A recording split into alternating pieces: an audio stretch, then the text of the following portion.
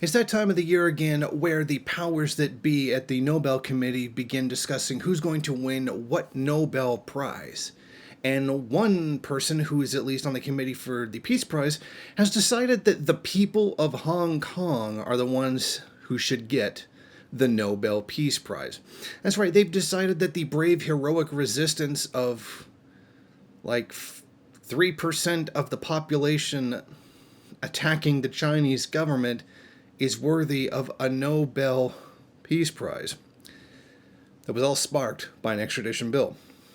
Miss Guri Melby, 38, a MP from Oslo and the Liberal Party politician, announced the nomination Tuesday night. I have nominated the people of Hong Kong who risk their lives and security every day to stand up for freedom of speech and basic democracy to the Nobel Peace Prize for 2020. I hope this will be further encouragement to the movement. Hashtag Stand with Hong Kong. I choose to nominate the people of Hong Kong, more specifically the anti-extradition bill movement, because it is the democracy movement in its entirety which deserves recognition for its brave efforts. I realize the government of Hong Kong has tried to paint protesters as violent hooligans, but my impression from the streets of Hong Kong is that these are ordinary people protesting against a city government bent on curtailing their freedoms.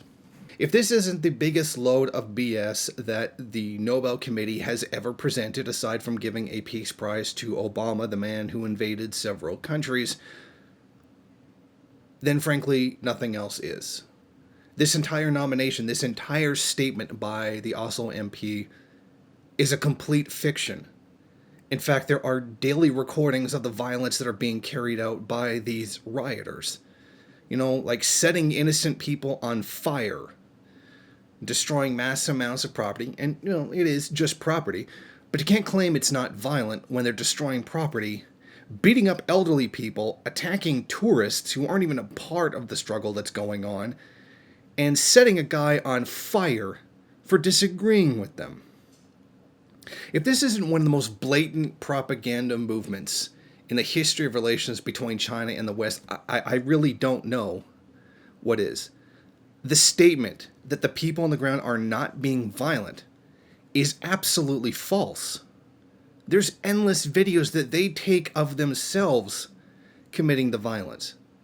That recent college that was cleared out of rioters, in which 8,000 explosive devices were found being built in a makeshift bomb factory in the school to be used against the government.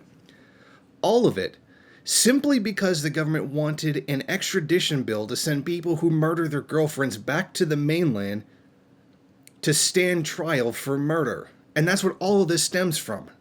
This guy murdered his girlfriend, went to Hong Kong where there's no extradition treaty to hide for the crime that he committed. And they wanted to build an extradition treaty that would allow people who commit crimes on the mainland to be extradited back there to face trial for them. But this was just simply going too far for these rioters. That's too much of an extension of the power of the mainland, which is literally the same country. This is a complete and absolute, utter nonsense. And this continues the trend of the Nobel Prizes, particularly the Peace Prize. Anything that's politically, that can be politically motivated is being used as a tool for policy, either usually straight up imperialist of political matters, and that is trying to paint the mainland China as simply coming down on the Hong Kong people for absolutely no reason, and then blatantly lying by saying that the people on the street in Hong Kong are not committing acts of violence.